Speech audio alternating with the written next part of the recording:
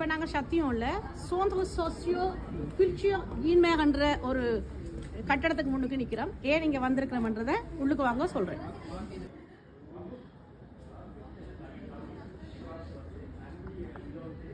எல்லாருக்கும் வணக்கம். இன்றைக்கு நாங்கள் எங்கே வந்திருக்கிறோம்னு நீங்கள் யோசிப்பீங்க. நான் உங்களுக்கு ஏற்கனவே டிக்டாக்ல போட்டிருந்தேன்னா நிறைய பேர் வந்து கொண்டிருந்தீங்களாம்னு கேள்விப்பட்டேன். நான் எல்லாருக்கும் நன்றி. இந்த ஆதரவு தான் இருக்குது. இன்றைக்கு கீர்த்தி என்ற ஒரு ஓவியருடைய கண்காட்சியத்துக்கு வந்திருக்கேன். அவர் பிடி வேர்ல்ட் என்ற ஒரு பேர்ல தான் இந்த ஓவியங்களை வரைந்து கொண்டிருக்கிறார். மிக அழகான ஓவியங்கள், தத்ரூபமான ஓவியங்களாகவும், இன்றைக்கு மகளிர் தினம் என்றதால, மகளிர் தின நாள் நடந்து கொண்டிருக்கிறதால மகளிரை சார்ந்த ஓவியங்களை தான் கண்காட்சி செய்திருக்கிறார். சத்தியன்ற இடத்துல அந்த மேரியோட தொடர்பு கொண்டு அந்த மேரி இவக்கு தனிப்பட்ட முறையில் சோலோ கண்காட்சியாக தனியே இவருடைய கண்காட்சிகள் மட்டுமே இங்கு பார்வைக்கு வச்சிருக்கலாம். 27 மார்ச் வரைக்கும் நீங்க இந்த கண்காட்சியை வந்து கண்டுகளிக்கலாம். அனுமதி இலவசம். அதை முக்கியமா குறிப்பிட கொள்ளுங்க. அனுமதி இலவசம். நீங்க வந்து பாத்தீங்கன்னா எந்த ஏமாற்றம் அடையாமல் அவருடைய ஓவியங்களை நீங்க பார்த்து மகிழலாம். மிக சிறப்பான ஓவியம். உங்களுக்கோ அல்லது உங்களோட பிள்ளைகளுக்கோ ஓவியங்கள் வரைகிற ஆசை இருந்தால், விருப்பம் இருந்தால் இந்த கண்காட்சி அவைக்கு ஒரு ஊக்குவிப்பா இருக்கும். அதோட எங்களுடைய கீர்த்தி என்ற ஓவியருக்கும் கூட ஆதரவாகவும் ஊக்குவிப்பையும் தரக்கூடியதா இருக்கும். அவ எடுத்துக்கொண்ட எல்லா விடயத்துக்குள்ளேயும் மயில் என்ற விடயத்தை சேர்த்திருக்கிறார். அவக்குள்ளேயே ஒரு மயில் என்ற ஒரு அழகான அந்த பறவை சின்ன வயசுல இருந்தே காட்டு பகுதியில இடம்பெயர்ந்து சென்றிருந்த பொழுது மயில்களை பார்த்து ரசித்ததாலையும், மயில்களை நிறைய போட்டோகிராஃப் எடுத்ததாலையும், தனக்குள்ள மயில் வந்து இறங்கி அவ வரைந்த அத்தனை ஓவியங்கள்லையும் மயில் என்ற ஒரு விடயம் அவரை தாண்டியே அந்த ஓவியத்துக்குள்ள வந்து தானாக அமர்ந்து கொள்ளுது என்று சொல்லியிருக்கிறார். நிறைய விதவிதமான வேறு வேறு வடிவங்களான ஓவியங்களையும் செய்திருக்கிறார். அதையெல்லாம் நான் உங்களுக்கு காட்டுறேன், வாங்க.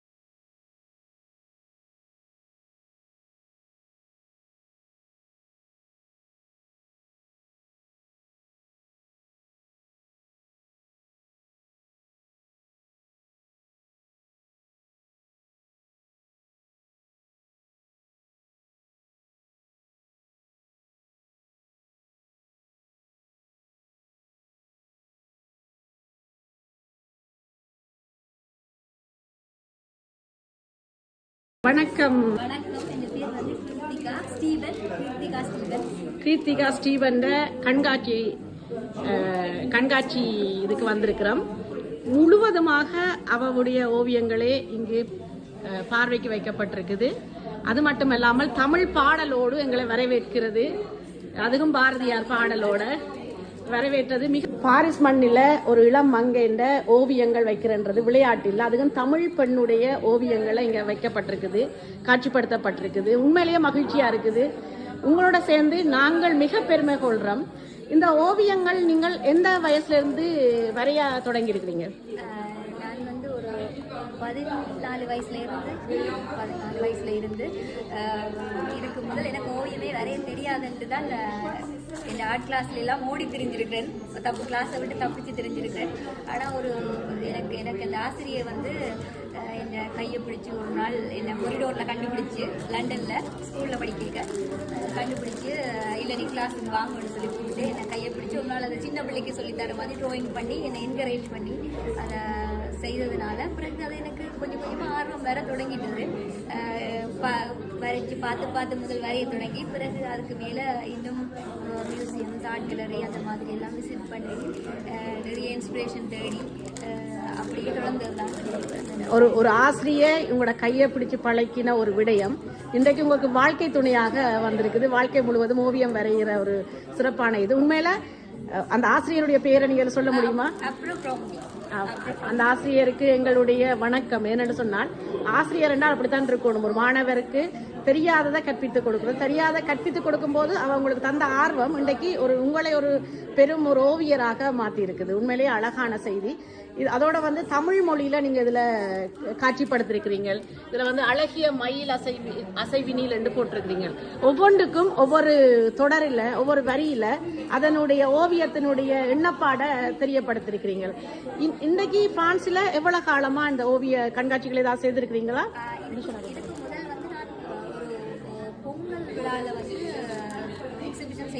தமிழ் பொங்கல் விழாவில் அதுக்கு பின்னர் செய்யறதுக்கு சில செய்து கொண்டு இருக்கைகள் ஓவியம் செய்து கொண்டு எனக்கு பெரிய தடங்கல்கள் அப்படி வந்தது. செய்ய முடியலை, செய்கிற மாதிரி இருக்கையில் பிறகு இப்போ எனக்கு 2 குழந்தைகள் இருக்குது. 2 பிள்ளைகள் பிறந்தது பிறகு இது கடைசியாக போன வருஷத்துல இருந்து இந்த ப்ரோசஸ் ஸ்டார்ட் பண்ணது. ஆல்மோஸ்ட் இதை செய்கிறதுக்கு ஸ்டார்ட் பண்ணினதுக்கு பிறகு நான் நிறைய தடவை ஹாஸ்பிட்டலைஸ்ட். ஒரு வருஷத்தில் ஒரு 4 தடவைக்கு சில நாள் கணக்கு, வாரக்கணக்கு, மாதக்கணக்கில் போகுது. உடல்நிலை சரியில்லாமல் எனக்கு கண் பாதிக்கப்பட்டு நிறைய ஸ்ட்ரகல் அதெல்லாம் தாண்டி கடைசியாகவே கேட்டவன் எல்லாம் முடிவு பண்ணி மேகசினில் வரப்போது எல்லாம் சரியாக இருக்க போது கீர்த்திகா இது ஓகேவா, இல்லை நாங்கள் இதை போஸ்ட்போன் பண்ணிட்டா நிப்பாட்டுட்டா பிறகு இன்னொரு தடவை செய்ய போறீங்களா, உங்களுக்கு முடியுமான்னு நான் சொன்ன நான் முடியும், நான் செய்யாமல் விட போகிறதில்ல, கண்டிப்பாக செய்ய போகிறேன். அதுக்கு பிறகு ஸ்ட்ரகல் வந்தது. அதுக்கு பிறகு ஹாஸ்பிட்டலில் இருந்துறான். ஆனால் முன் வச்ச காலை பின் வைக்கக்கூடாது, எப்படியாவது செய்து முடிச்சிடணும் பார்க்கலாம்னு சொல்லிட்டு தான் இருந்தது. தூங்கி நித்திர கொண்டே நிறைய நாள் ஆகிட்டு என்னையும் நான் நினைக்கிறேன் எதிர்காலத்திலேயும் நித்திர கொண்டதுக்கு நேரம் குறைவாக தான் இருக்கும். ஏனென்றால் நீங்கள் ஒரு செலிபிரிட்டியாக வந்துட்டீங்க. உண்மையிலேயே இன்றைக்கு உங்களை இந்த உலகம் பார்த்து கொண்டு இருக்குது.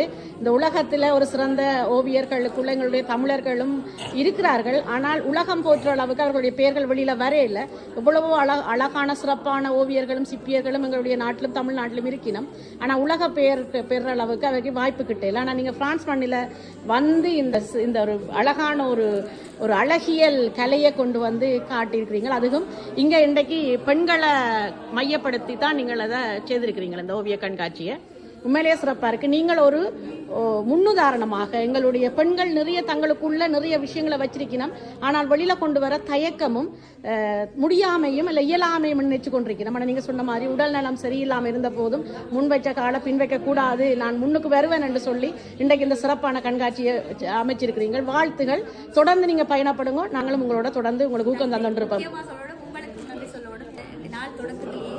சில தமிழாக்கள் வந்துட்டினோம். அவையல் நேரத்தை நான் நினைக்கிறேன் ஞாபகம் இல்லை போயிருக்கு. ஒருவேளை உங்களோட பிடிச்சியை பார்த்து அதை பார்க்கணுன்றதுக்காக பார்த்துட்டு போனவே அதுக்கு உங்களுக்கும் நன்றி. நீங்கள் முயற்சி செய்து இதை தமிழாக்களுக்கு தெரியப்படுத்தி இல்லை, இது ஒரு ஊக்கம் தான். இது தமிழாக்களுக்கு தெரியப்படுத்துறது உங்களை வெளிக்கொண்டு வரத்துக்கும் அவர்கள் வீட்டில் இருக்கிற பெண்களோ ஆண்களோ தங்கள்கிட்ட நிறைய திறமைகளை வச்சுக்கொண்டு இந்த மொழி காரணமாக உடைச்சு வெளியில வர முடியாமல் அல்லது குடும்பம் சுமை காரணமாக வெளியில வர முடியாமல் இருக்கணும். அவர்களுக்கெல்லாம் இந்த ஊக்கம் தரணும் என்று சொன்னால் இம்மவர்களுடைய நல்ல திட்டங்கள் செயற்பாடுகளை அவைக்கு காட்டணும். ஏன்னு சொன்னால் எல்லாரும் சில இலகுவாக தங்களுடைய எந்த முயற்சியை முன்னுக்கு கொண்டு வர முடியாமல் இருக்கணும். பல முயற்சிகள் செய்து உடைச்சு கொண்டு தான் வருகிறோம். அப்ப அதை அவர் புரிஞ்சு கொண்டு அவர்களும் இப்படி வெளியில வரணும் என்றதான் என்னுடைய ஆசை. உங்களுக்கு பின்னிக்கு இருக்கிற ஓவியம் உங்களை மாதிரியே ஒரு அழகான பெண்மணி, அதுக்கு மயிலோட இருக்கிறா, தோகை விரிச்ச மயிலோட.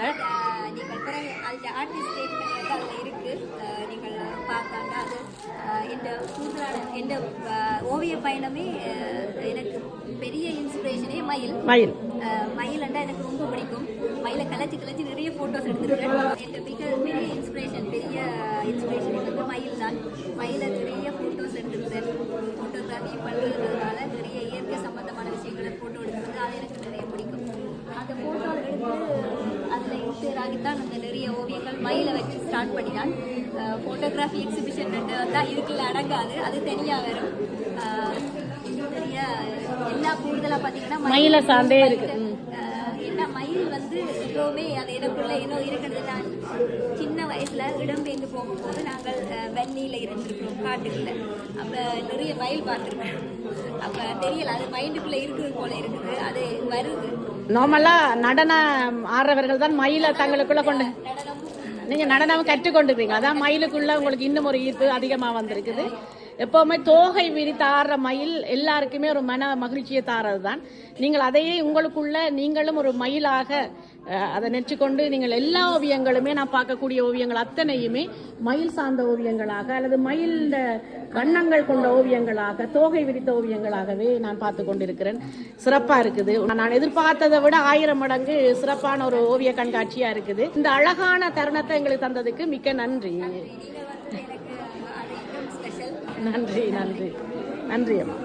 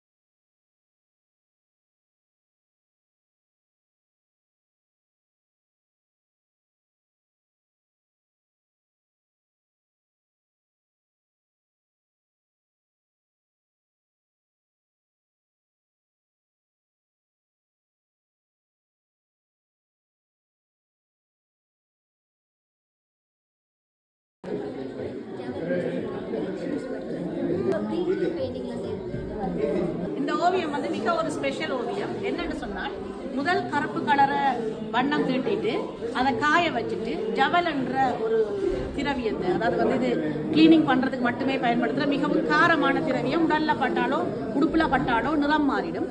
அதை வச்சுக்கொண்டு அவ திரும்ப அந்த ப்ளீச் பண்ணி இந்த ஓவியங்களை, இந்த ஓவியத்தையும் அந்த பொய்க்கால் குதிரை என்ற ஓவியத்தையும் செய்திருக்கிறாங்க. ஒரு மிக கடினமான நுணுக்கமான, எனக்கு இது ஸ்பெஷலான ஒரு வடிவமான ஒரு ஓவிய உத்தியா நான் பார்க்குறேன். உங்களுக்குள்ள இப்படியான ஒரு உத்தி என்னன்னு தோன்றினது, இதை வச்சு இப்படி செய்யலாம்? இது யூனிவர்சிட்டியில் படிக்க நிறைய எக்ஸ்பெரிமெண்ட் செய்திருக்கிறோம். ஆனால் அப்போ வந்து எல்லாரும் இது வந்து கொஞ்சம் ரிஸ்கான விஷயம்னு சொல்லி கண்டினியூ பண்ணுறோம். ஆனால் அதுக்கு பிறகு எனக்கு இந்த மெத்தட்ஸ் எல்லாம் பிடிச்சிருந்தது. நான் அதை தொடர்ந்து எக்ஸ்பெரிமெண்ட் பண்ணி தொடர்ந்தெல்லாம் செய்கிறேன். ஆனால் கவனமாக இருக்கணும், கவனமாக இருக்கணும், சுவாசத்துக்கு கூடாது. 10 வயசுக்கு கீழே இருக்கிற பிள்ளையோட கண்டிப்பாக இது செய்யக்கூடாது. மேலே இருக்கிற பிள்ளைகளுக்கு நானே லண்டனில் இதை டீச் பண்ணியிருக்கேன் இந்த விஷயத்தை. ஆனால் மாஸ்கெல்லாம் போட்டு செய்யணும். இங்கே கேட்டேன். ஆனால் நான் சொன்னால் 10 வயசுக்கு மேற்பட்ட பிள்ளைகளுக்கு செய்ய மாட்டேன். இது என்னத்தை குறிக்கிறது? இது வந்து ரெண்டுமே சிமிலரான விஷயம். இதில் போட்டிருக்கேன் கான்வர்சேஷன் அலைக் இருந்தா இது கென்யன் அம்மாவோட நடந்த உரையாடல் இருந்தா.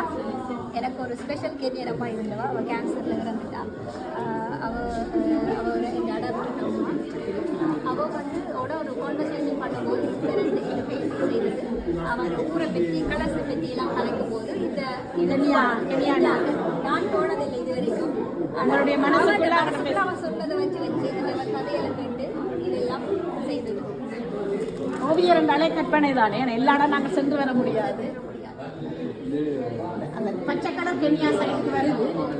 அந்த தலையை கட்டி அந்த துணி, அந்த ஸ்கார்ஃப், பறவைகளை நிறைய பேசுவான், நிறைய கதைப்பான்.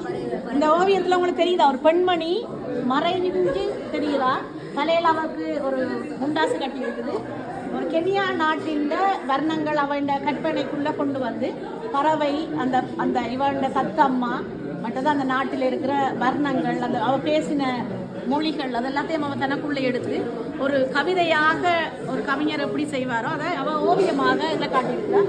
அதில் ஒரு பெண்மணி மறைஞ்சிருக்கிற அழகான ஒரு பெண்மணி, இவண்ட ஓவியர்ன்ற இதயத்துக்குள்ளேயும் அந்த பெண்மணி எப்பவும் அழகா இருப்பா என்றதை அதை காட்டியிருக்கிறா. அதுவும் தங்க நிறத்தில் அவருக்கு வர்ணம் தீட்டினதுலேருந்து அவக்கான இடத்தை அவன் எப்படி கொடுத்துருக்காட்ட மனசுல என்றதையும் காட்டியிருக்கிறா. அழகா இருக்குது ஓவியம்.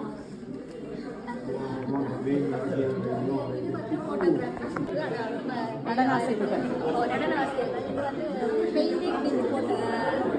ஃபோட்டோஸ் பெயிண்டிங்காக சரி. இது வந்து பெயிண்டிங் வித் ஃபோட்டோகிராஃபின்னு சொல்லி இது வந்து ஒரு டெக்னிக். கேமரா ஓப்பன் பண்ணி இருட்டில் வந்து டோர்ச் லைட்டான படம் இல்லை நடனம் ஆடிக்கொண்டு எடுத்த மூமெண்ட்டை ரெக்கார்ட் பண்ணி எடுத்த படம், அசைவுகளை ரெக்கார்ட் பண்ணி எடுத்த படம். அதுக்கு பிறகு இதை எடிட் பண்ணி அதோட மேலே இருக்கிறதுலாம் இலைகள் அதெல்லாம் பண்ணி அதை ஃபுல்லாக ஒரு நடனம் இயற்கை மாதிரி அதை எடிட் பண்ணி எடுத்து பெயிண்டிங் வித் லைட் தான் இந்த டெக்னிக்கை சொல்கிறது. பெயிண்டிங், லைட்டிங், ஃபோட்டோகிராஃப் மூணுமே மிக்ஸ்டான ஒரு கலை வடிவம்.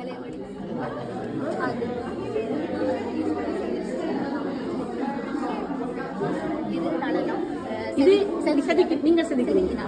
ஓவியரும் இல்லைங்க, சிப்பியும் கூட. இது எல்லாமே செய்வது. டான்ஸ், ஆர்ட் வரும்போது எல்லா விஷயங்களும்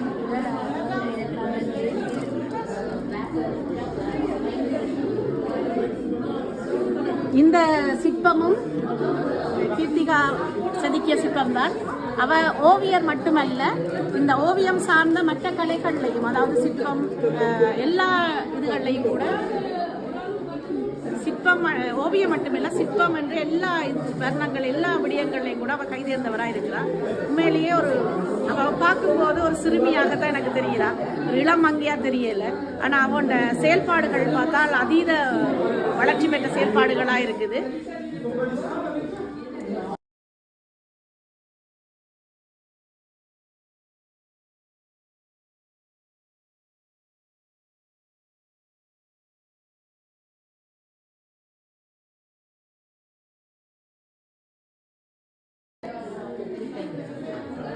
அம்மா என்ற ஒரு ஓவியம் நீர்வண்ணம் கொண்டு செய்திருக்கிறார்.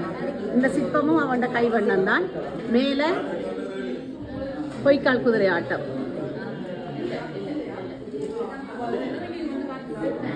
போட்டோகிராஃப், லைட்டிங், பெயிண்டிங் என்ற 3 வடிவத்தையும் கொண்டு ஒரு வித்தியாசமான ஒரு ஓவியம்.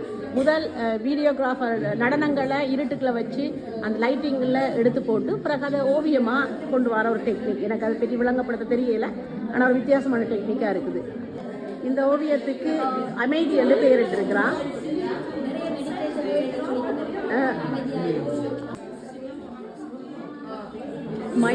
மயில் இல்லாத ஓவியமே இவட்ட இருக்காதுன்னு நினைக்கிறேன். இந்த ஓவியத்தை மயில் இல்லாத ஓவியங்கள் இருக்காது.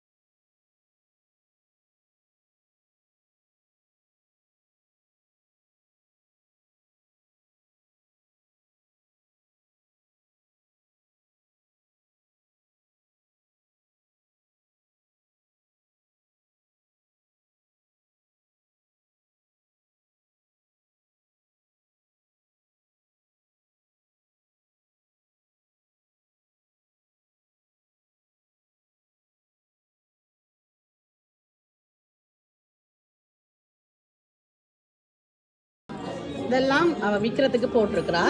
புக்ஸுக்கு நடுவில் மார்க் பாஷ்ன்னு சொல்கிறது, அதை புக்ஸு நடுவில் வச்சு நாங்கள் வாசித்த பகுதியில் வாசிக்கிற இது போஸ்ட் கார்ட், மற்றது சும்மா ஸ்வேர் ஒட்டிகள் மாதிரி போட்டிருக்கிறா. இது விற்பனைக்கு போட்டிருக்கா. பெரிய விலை இல்லை. C'est le centre socioculturel Guinemer à Châtillon dans le 92. Okay. Vous êtes l'organisateur de cet événement? Oui, de l'exposition. L'exposition, vous pouvez nous présenter vous-même votre prénom? En fait, tout d'abord, vous m'avez dit Vanakam. Vanakam. Vanakam. Voilà, on commence par Vanakam. Est-ce que je le prononce bien? Il prononce très très bien. Vanakata miga alagaga uchcharikum oru Frenchkaran. Nandri Vanakam. Nandri Vanakam. C'est Kirtika, l'artiste, qui m'a appris les mots. பாத்தீங்களா, ஓவியத்தை மட்டும் இல்ல தமிழ் மொழியையும் அவ இந்த நாட்டுக்கு கடத்தி இருக்கிறா. கீர்த்திகாக்கு அதுக்கு நாங்க வாழ்த்து சொல்லணும். இதை எப்படி அவ ஆர்கனைஸ் பண்ணினவர் இந்த எவென்மோன்றதை பற்றி ஒன்று ரெண்டு விடயங்கள் எங்களோட பகிர்ந்து கொள்வேன். Je m'appelle Gwen. Gwen. Et vous? Enchantée Gwen. Priya. Priya, enchanté. Enchanté. Donc vous pouvez nous présenter comment vous l'avez aidé à organiser et comment vous l'avez, en fait, et comment vous avez contacté. Comme ça peut permettre de venir vous voir votre artiste. Oui. Voilà. Alors Kirtika, du coup, l'artiste est venue nous voir ici parce qu'elle a 2 enfants. Donc on a un centre socioculturel, on a une halte garderie, on fait des ateliers pour les parents, pour les enfants, des sorties. Et on fait aussi l'apprentissage du français ici pour les personnes étrangères et migrantes. Donc ça permet aussi d'apprendre le français quand on arrive en France. Et Kirtika voulait aussi apprendre le français. Et après on a discuté, elle m'a expliqué qu'elle était artiste, qu'elle faisait des peintures et qu'elle avait fait les beaux-arts, notamment en Angleterre, où elle avait vécu plusieurs années. Et donc je lui ai dit, ici on organise des expositions tous les mois, toutes les 3 semaines. Donc est-ce que ça vous dirait de me montrer vos peintures pour qu'on voit si on peut faire quelque chose ensemble ici au centre Guinemer? Et elle m'a montré, j'ai trouvé ça super beau, magnifique, un beau message en plus avec ces portraits de femmes. Et on a trouvé la date du coup qui correspondait à la veille de la journée du droit des femmes. Et j'ai trouvé que ça correspondait parfaitement du coup à aussi l'idée du centre socioculturel, le vivre ensemble, le partage, la solidarité, et toutes ces couleurs aussi qui sont magnifiques et qui représentent bien, je trouve, la communauté tamoule. Communauté tamoule et surtout le soleil. Et le soleil. Et les lumières de l'oiseau par an. Le pan, oui, c'est ça. Ça représente quoi le pan pour les tamouls? En fait, chez nous, il y a beaucoup de pan déjà. Ouais. Et puis nous, on danse sur les ponts. C'est un oiseau de chez nous. Juste pour ça. Et vous avez tous des plumes de pan comme ça chez vous? On peut ramasser. On peut ramasser? On peut ramasser. On n'a pas le droit de piquer, mais oui, on peut ramasser. Voilà. Quand ça tombe, oui. C'est ça. On garde sur les prières. On peut trouver partout les plumes de pan. C'est magnifique. Oui, ça signifie la religion, la langue, la culture d'origine. Et donc voilà comment ça s'est organisé avec Kirtika pour l'exposition Pretty World, donc sur les femmes, où elle va rester 1 mois ici au centre culturel. Et on est très heureux de l'avoir rencontrée. Et moi j'ai découvert aussi la communauté tamoule que je ne connaissais pas, l'histoire un peu de votre communauté au Sri Lanka, aussi la partie avec le sud de l'Inde où ils parlent tamoul aussi. Oui, voilà, c'est l'Inde. C'est une histoire très riche en fait. Oui, en fait il y a des siècles, on était collés avec l'Inde à cause de catastrophe naturelle, on était séparés. Mais notre langue, ça a plus de 3000 ans. Notre histoire, c'est plus de 3000 ans, même plus. Et c'est vrai qu'on ne parle pas beaucoup, c'est une des plus anciennes langues dans le monde. En Inde, toutes les langues étaient nées dans la langue principale sont sanskrites. On dit toujours que les langues en Inde sont nées par le sanskrit, en fait, c'est pas vrai. Toutes les langues étaient nées par la langue tamoule. Donc la langue tamoule était la langue mère pour beaucoup d'autres langues. Donc, des plus anciennes langues qui vivent jusqu'à aujourd'hui. Si mes ancêtres de 3000 ans viennent parler avec moi, c'est la même langue. Les lettres sont modifiées pour la technologie, tout ça.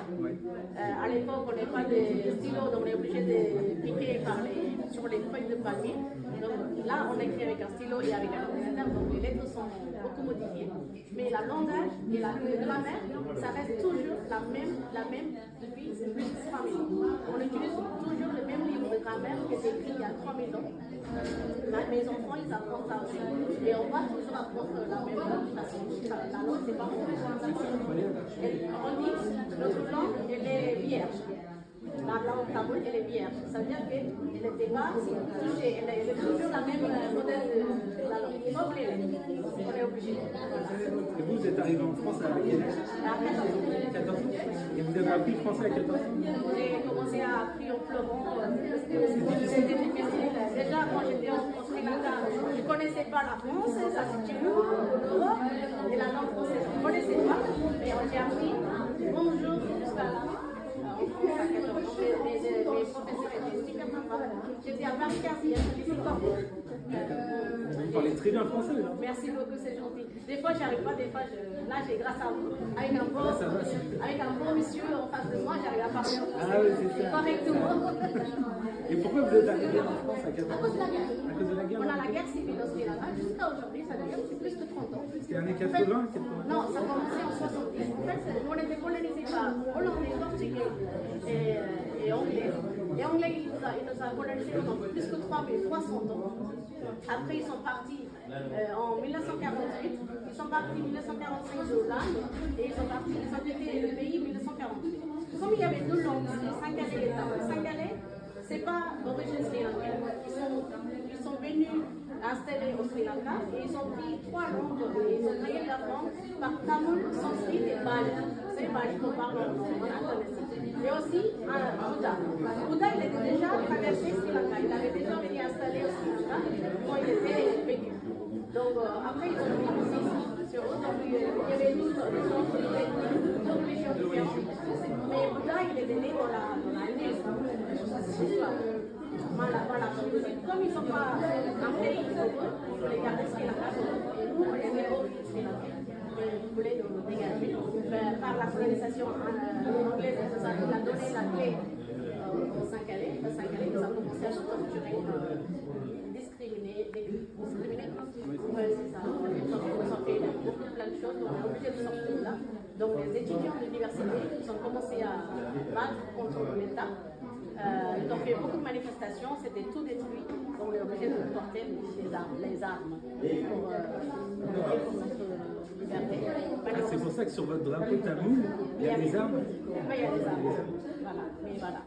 Donc on est jusqu'à là, la guerre c'est pas terminée, officiellement c'est terminé pour le monde si vous voulez, parce que la Chine, l'Inde, ils sont intervenus.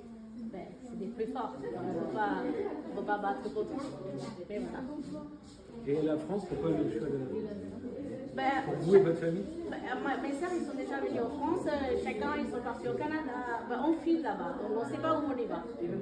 Ben, la France, c'est le meilleur pays dans le monde. Les Français, c'est vraiment nous, on est tranquilles en France et l'État, il nous donne l'égalité comme les Français, il nous traite comme les Français. Donc, c'est pour ça que vous voyez comment je parle en français, comment je travaille en français. Je suis en liberté en France, donc c'est pour ça que je fais la France. Je voudrais dire merci la France. Andri Balakom. Nandri Vanakkam. Vous pouvez pas m'apprendre un mot en tamoul? Parce que je sais que dire bonjour et merci. இவர் நன்றி வணக்கம் 2 சொற்களும் தமிழ்ல சொல்ல தெரியும். இன்னைக்கு தனக்கு ஒரு புது சொல்லு கற்றுக் தரத்தில் இருக்கிற நல்வரவு பியாம்பெனி என்ற சொல்ல சொல்லிக் கொடுத்திருக்கிறார். அவர் தமிழர்கள் எல்லாத்தையும் பிரான்சுக்கு நான் வரவேற்கிறேன் என்று சொல்லி நல்வரவு என்பதை சொல்ல போறார். Nalvaramu. நல்வரவு. Narvaravu. நல்வரவு. Narvaravu. தமிழர்கள பிரான்சுக்கு நல்வரவு சொல்லி வரவேற்கிறார். Enchanté. Merci beaucoup. Merci à vous. நன்றி வணக்கம். Très heureux de vous avoir connu. C'est gentil, moi aussi, je suis contente de vous voir. À bientôt. À bientôt. Au revoir. இந்த நிகழ்வை ஆர்கனைஸ் பண்ணினவரோடு தான் நான் கழிச்சு கொண்டிருந்தேன். எப்படி அவர் இந்த நிகழ்வை கீர்த்திகாவை தொடர்பு கொண்டு அந்த நிகழ்வை செய்யறதுக்கு முற்பட்டார்னு சொல்லி கீர்த்திகா தன்னுடைய குழந்தைய கிரஷ் கொண்டு வந்துட்டு விட்டுருக்கிறார். அதோட பிரெஞ்சு மொழியும் கற்றுக்கொண்டிருந்திருக்கிறார். பேசும் பொழுது நான் ஒரு ஓவியர், நான் ஓவியம் வரைகிறேன், நான் லண்டன் நாட்டில் நான் என்னுடைய ஓவியத்தை கல்வியை மேற்கொண்டிருக்கிறேன், நிறைய ஓவியங்களை செய்திருக்கிறேன் சொல்லும் பொழுது உங்களுடைய ஓவியங்களை கொண்டு வந்து காட்டுங்கோ, அப்பொழுது நான் அதை பார்த்துட்டு உங்களுடைய ஓவியங்களை கண்காட்சிப்படுத்தலாம் என்று சொல்லி கூறிய விதத்துல தான் அவர் தன்னுடைய ஓவியங்களை அவரை காட்டும் பொழுது அந்த ஓவியங்களை பார்த்து ஆச்சரியப்பட்டு அந்த அழகை பார்த்து ரசித்து அதை கண்காட்சிப்படுத்துறதுக்காக இன்னைக்கு இந்த விழாவை செதுரிக்கிறோம். உண்மையிலேயே இந்த பிரெஞ்சு நாட்டவர்களை நாங்கள் தலைவணம் போகணும். தமிழர்கள் நாங்கள் எங்களுடைய இனத்தை கொட்டி கொட்டி கீழறக்கும் பொழுது ஒரு வேற்று நாட்டவர் ஒரு பெண்மணியின் ஓவியத்தை, பெண்மணி என்று நான் குறிப்பிட்டு சொல்றது எல்லா நாட்டிலையும் பெண்களுக்கு உரிமை இல்லை, எல்லா நாட்டிலையும் பெண்கள் அந்த அளவுக்கு முன்னேற முடியாத நிலையில ஒரு அழகான ஒரு பிரெஞ்சு ஆடவர் இந்த நிகழ்வை சிறப்பாக செய்து அதிகம் தமிழ் மொழியில வணக்கம் நன்றி சொல்லி நல்வரவென்ற ஒரு சொல்லையும் கற்றுக்கொண்டு தமிழ் பாடல்களையும் போட்டு எங்களை வரவேற்று இந்த நிகழ்வை சிறப்பித்துக் கொண்டிருக்கிற 27ஆம் தேதி மார்ச் மாதம் வரைக்கும் இந்த நிகழ்வு இருக்கும். கட்டாயம் எல்லாரும் வந்து பாருங்க. வணக்கம்.